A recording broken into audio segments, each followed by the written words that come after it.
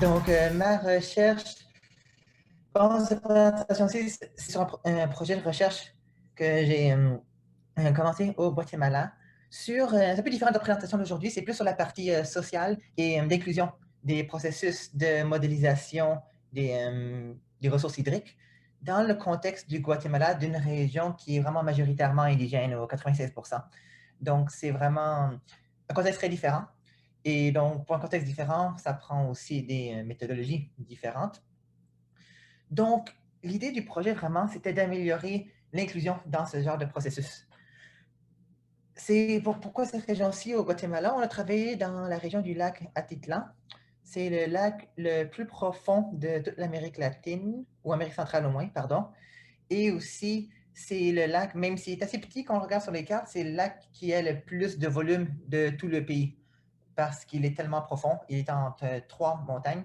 Et donc, il y a même aussi une ancienne ville qui a été inondée il y a plusieurs centaines d'années dans le fond du lac. Donc, toutes les terres que vous voyez autour, c'est des villes et aussi beaucoup d'agriculture. Donc, il y a beaucoup de pollution en termes de pesticides, de ruissellement agricole, de fertilisants et autres. Aussi, des questions d'érosion des sols et des eaux usées qui découlent des villes autour du lac. En 2009, il y a eu une grande explosion d'algues. Vous voyez ici dans c'est une coquille ici. Mais vous voyez dans la carte, il y a c'est une image satellite et bon, c'est assez spectaculaire le vert dans l'image. Et c'est pas bon pour les poissons, c'est pas bon pour les pêcheurs, c'est pas bon pour le tourisme non plus, ça sent pas trop bon. Donc, ça a apporté beaucoup d'attention nationale, locale et surtout internationale à la question de la gestion des eaux usées et de la pollution, l'eutrophication de ce lac au Guatemala. En même temps, il y a le contexte humain. Comme j'ai mentionné avant, la majorité de la population est indigène, de trois groupes ethniques, tous mayas, donc Kaqchikel, Quiché et Tz'tril. Environ 3% de la population est hispanophone d'origine. Et puis le reste, c'est ou bien des différentes ethnicités du Guatemala ou des étrangers. C'est aussi important, je trouve, dans les questions de gestion environnementale, parce que les problèmes environnementaux, à la fin, ça vient des problèmes humains, et les problèmes humains viennent de notre historique aussi, de l'histoire.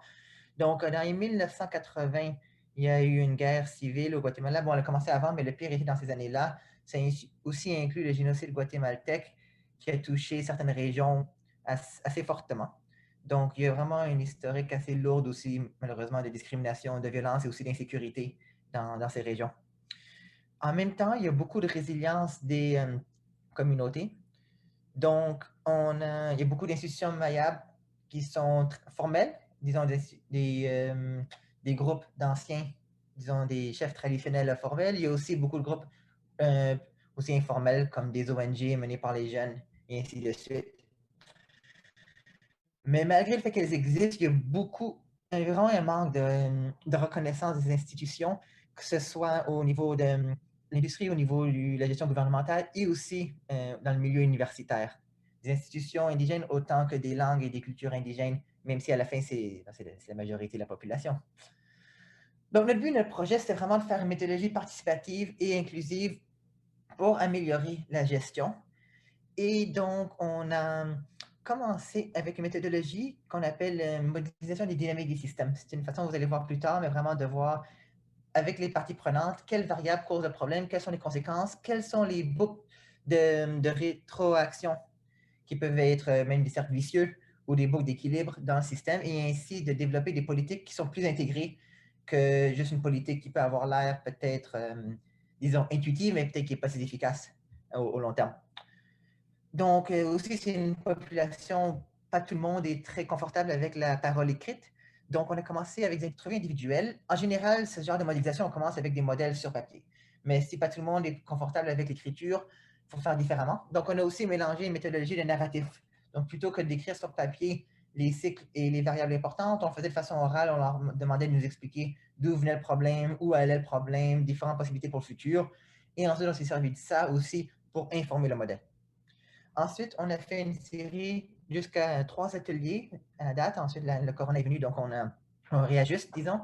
Mais au cours de ces ateliers-ci, on a ramené des parties prenantes des ONG, institutions gouvernementales, organisations indigènes, aussi des pêcheurs, des agriculteurs, afin de leur présenter notre modèle qualitatif, de leur demander leur opinion et de demander des suggestions pour le futur, vraiment, quel genre de politique ils aimeraient qu'on modélise avec le modèle. Un point qui est important, je trouve, c'est mentionner qu'on a aussi fait tout le projet dans les langues mayabes. Donc, on s'est servi de ça comme langue officielle du projet interne et externe, évidemment avec traduction pour les parties prenantes qui sont hispanophones.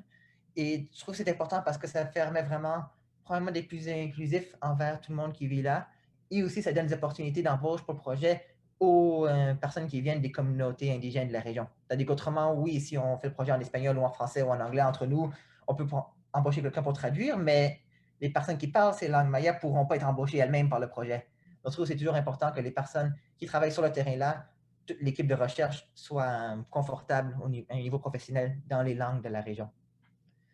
Donc, en termes de démographie des participants, vous voyez, là, on a eu pas mal mieux que je pense qu'on aurait eu si on n'avait pas utilisé une méthodologie si participative. Comme vous voyez, il nous reste quand même un petit peu de travail à faire pour être vraiment représentatif de la population, mais je pense que c'est quand même un bon début et on continuera à essayer d'améliorer ça à travers les activités dans le futur. Donc, une première chose qu'on a vue, première, disons, différence entre les opinions, c'était vraiment la définition du problème. C'est quoi le problème?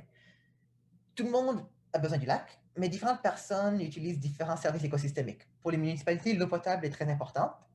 Pour les agricultrices, agriculteurs, c'est l'irrigation. Il y a aussi la pêche. Il y a aussi la beauté qui était important et pour ceux dans, disons, le département du tourisme et aussi pour les personnes pour qui le lac a vraiment comment dire, une importance spirituelle, disons. En même temps, on a inclus différentes parties prenantes de l'agriculture, municipalité, des ONG. À la fin, par contre, toutes ces utilisations sont quand même menacées par les cyanobactéries. Tout le monde donc s'inquiète de la qualité de l'eau, mais c'est plus les parties prenantes indigènes qui, en plus de la qualité de l'eau, s'inquiètent aussi de la disponibilité et de la distribution équitable.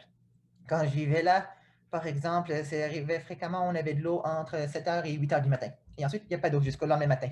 Donc, c'est une place vraiment, il y a beaucoup d'eau, il y a beaucoup de pluie, mais pour exemple, pour une autre, ce n'est pas distribué équitablement. Et donc, en 7h et 8h, vous avez de bonne heure, et puis mettre de l'eau de côté dans des cuvettes, et puis ensuite s'en servir pour tous les autres besoins. Et des fois, c'est arrivé que pour 3 jours d'affilée, l'eau n'arrivait pas. Et donc, quand les cuvettes commencent à se vider, ça devient plus difficile, disons, de faire la vaisselle et de répondre aux autres besoins.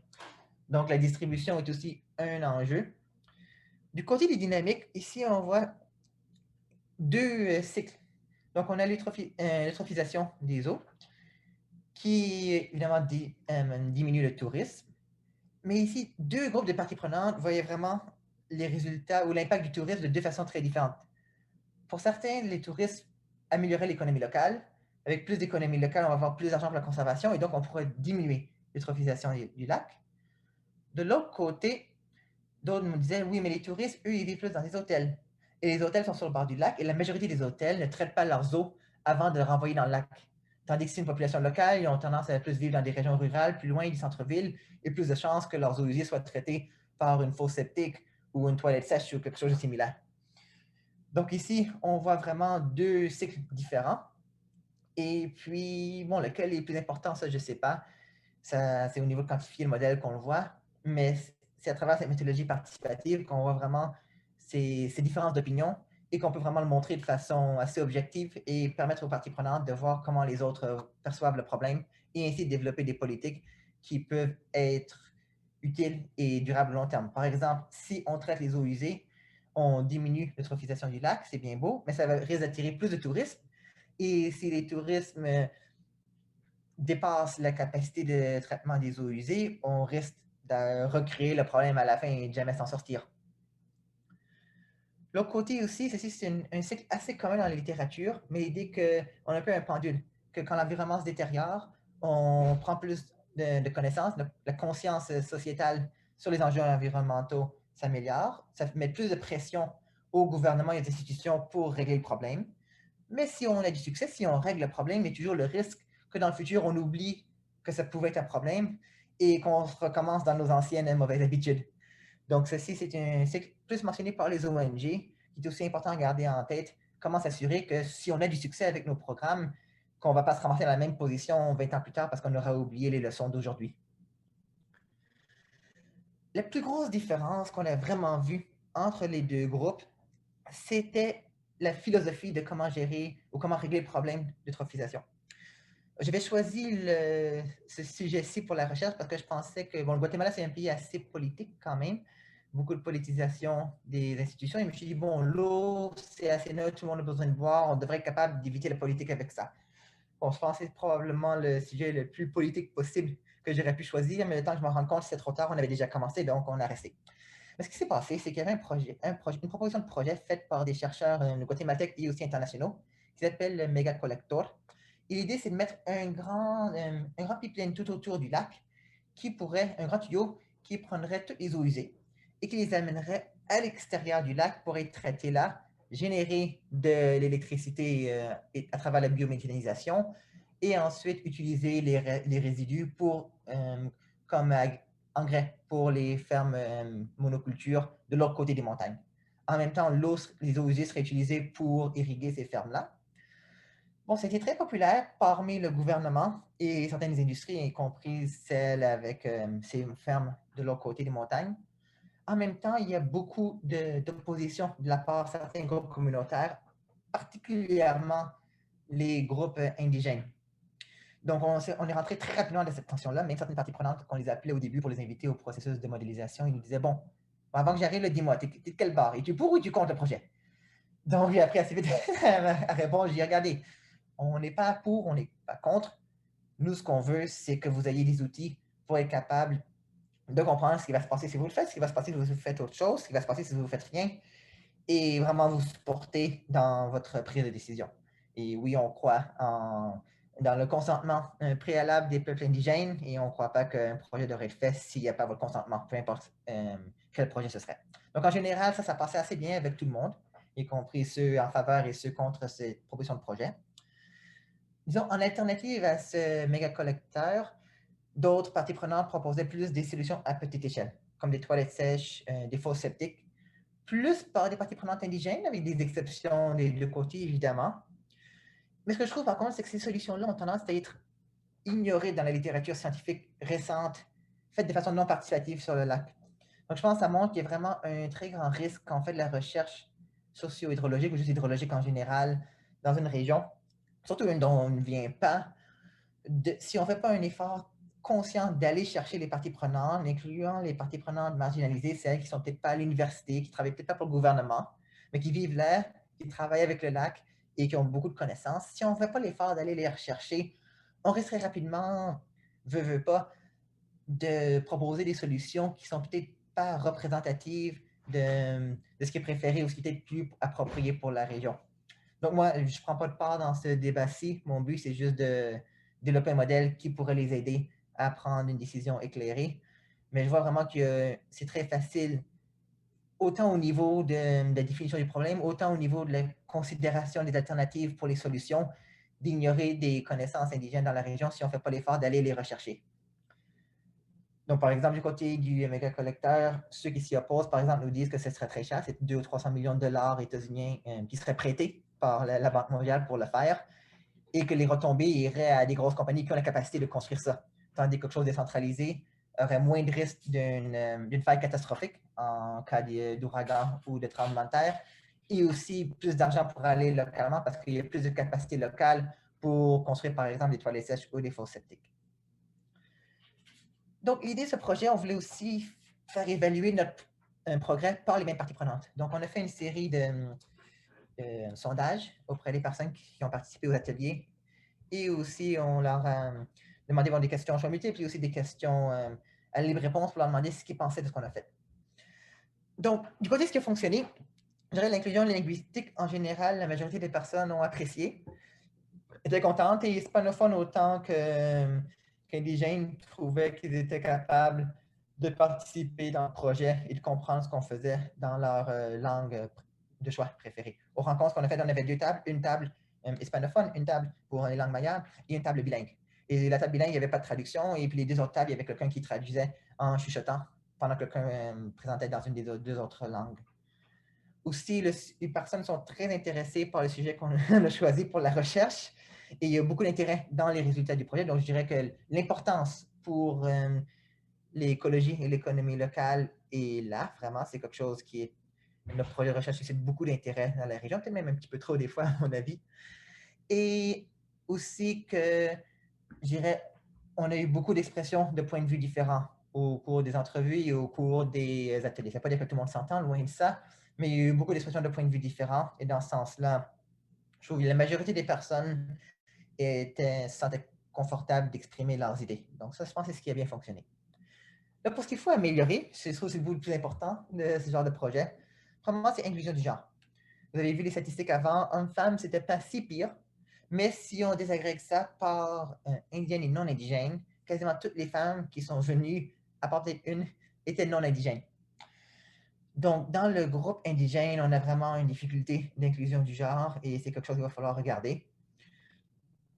Une des affaires, je crois, c'est qu'on va souvent auprès des institutions comme l'institution des anciens, des aînés des groupes indigènes. Le problème, c'est que ces groupes-là, en général, c'est uniquement des hommes. Donc, si on va auprès des municipalités indigènes aussi, encore quasiment juste des hommes, ou juste des hommes même. Donc, pour aller chercher les femmes indigènes aussi, je pense qu'il faut aller plus loin que les institutions indigènes les plus visibles et il faut aussi chercher d'autres groupes, des institutions, des fois même qui s'appellent groupes de femmes indigènes aussi, pour les inviter. Donc, c'est quelque chose auquel on pourrait travailler un peu plus. Dans les institutions indigènes, plus de jeunes, dans ce cas-là, il y a plus de. Ils ont moins de ségrégation selon le genre, donc là, ça va mieux. Aussi, l'inclusion des langues a bien fonctionné, mais l'inclusion au niveau du format des résultats a besoin un peu plus de travail. C'est quelque chose qu'on nous a dit que autant qu'on va chercher les personnes en parlant différentes langues, il faut aussi qu'on diffuse des résultats en différents formats. C'est pas la même chose de donner des résultats de données à un ONG qui travaille avec des bases de données que de donner à des agriculteurs ou des pêcheurs. C'est quelque chose qu'il faut améliorer aussi. Encore la communication des résultats. On a fait plusieurs ateliers au cours desquels on a exprimé un peu ou présenté notre projet et les résultats du modèle. Et depuis, on travaille sur la quantification et ça tarde un petit peu à développer. Donc, les parties prenantes sont un petit peu impatientes de voir les résultats du modèle et de pouvoir s'en servir pour la prise de décision. Il y a aussi la question de complexité. Pas toutes les affaires peuvent être modélisées, on n'a pas les outils pour, ça n'existe pas. Il y a des problèmes de poissons exotiques qui ont été introduits dans le lac pour la pêche commerciale de sport et qui ont décimé les populations indigènes de poissons qui sont importants pour la pêche des personnes locales et aussi pour l'écologie locale. Donc ça, c'est dur de trouver un modèle pour ça. Il y a beaucoup d'affaires, beaucoup de processus dont les personnes nous ont parlé. Aussi, il y a une théorie, plusieurs personnes là-bas ont exprimé que c'est ce changement écologique dans la faune du lac qui mènerait à l'eutrophication. C'est très possible, je ne le sais pas, mais encore, on manque vraiment les modèles de simulation pour être capable de le vérifier. Donc ça, c'est des grosses questions à avoir en tête. Comment faire pour que ce soit un modèle utile sans trop simplifier, mais en même temps sans inventant des choses sur des sujets qu'on ne connaît vraiment pas. Et finalement, il y a aussi la question des opinions peu réconciliables entre différents proposants de projets. Et puis ça, c'est une question, ça va être difficile, je pense. Donc, mon temps est bientôt fini. Donc, je pense que je vais passer un peu plus rapidement à travers ces une couple de dernières leçons, disons, qu'on a appris là. L'inclusion est indispensable, autant d'un point de vue éthique pour améliorer l'inclusion des personnes et, disons, l'équité, mais aussi d'un point de vue modélisation, parce que beaucoup de processus importants viennent juste d'un groupe de parties prenantes ou juste d'un autre groupe de parties prenantes. Et c'est juste en incluant tout le monde qu'on a un modèle à la fin qui est complet et représentatif. Les systèmes complexes ont besoin d'analyses complexes et si on fait une analyse trop simplifiée, on risque de proposer une solution qui peut avoir l'air bien sur papier, mais qui en réalité va être plus fragile que ce qu'on s'attend. Et la fin chose, il faut toujours il n'y a pas d'ingénierie environnementale sans sociologie en plus. On vit avec ces systèmes environnementaux, on vit dedans, et puis toute question à la fin, il doit inclure les personnes qui vivent dedans. C'est impossible d'éviter la politique, c'est impossible d'éviter la sociologie, et on est mieux de l'accepter et vraiment de faire notre mieux d'y traiter d'une façon explicite dans notre recherche, parce que sinon, ça va être nos propres biais qui vont être reflétés dans le modèle plutôt que la moyenne des biais personnels de tout le monde qui vit dans la région, ce qui, à mon avis, est toujours quand même une meilleure solution. Donc voilà, si tout ça vous intéresse, voici une coupe d'articles. Je vous recommande surtout le premier dans la deuxième section, celui les médias et rapports d'ONG, le premier point là. Si vous voulez, mon courriel est en bas à gauche, je peux vous les envoyer aussi. Malheureusement, les articles sont tous en anglais et en espagnol, il n'y en a pas beaucoup en français, mais ça donne vraiment une très bonne opinion, des différentes opinions très divergentes sur la situation. Donc, merci beaucoup.